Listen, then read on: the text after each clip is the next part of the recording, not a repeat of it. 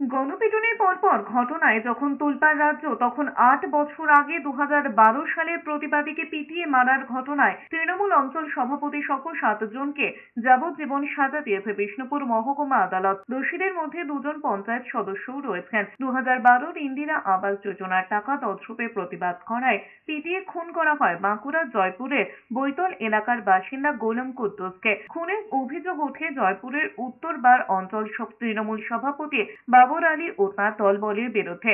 লাঠি দিয়ে মারধরের পাশাপাশি টাঙ্গি কাটারি দিয়ে কোপানো হয়। এই ঘটনায় ৪১ জনের বিরুদ্ধে জয়পুর থানায় অভিযোগ দায়ের হয়। অভিযুক্তদের গ্রেফতারের পর ১৩ জনের নামে চার্জশিট দেয় পুলিশ। ১২ বছর ধরে মামলা চলার পর ৭ জনকে দোষী সাব্যস্ত করে আদালত। এদের মধ্যে তৃণমূলের অঞ্চল সভাপতি বাবর আলী কোটাল ছাড়াও তৃণমূলের ২ জন পঞ্চায়েত সদস্যও রয়েছেন। পুলিশ মোট প্রাথমিকভাবে ৪১ জনের নামে অভিযোগ করা হয়েছিল এবং পুলিশ তদন্ত করে মোট ১৩ জনের বিরুদ্ধে চার্জশিট জমা করে এবং কাল এই ১৩ জনের মধ্যে ৭ জনকে দোষী সাব্যস্ত ঘোষণা করে। এই ৭ জনকে ৩০২/149 আইপিসি ধারা অনুযায়ী যাবজ্জীবন কারাদণ্ডে দণ্ডিত করেছেন এবং ১০,০০০ টাকা ফাইন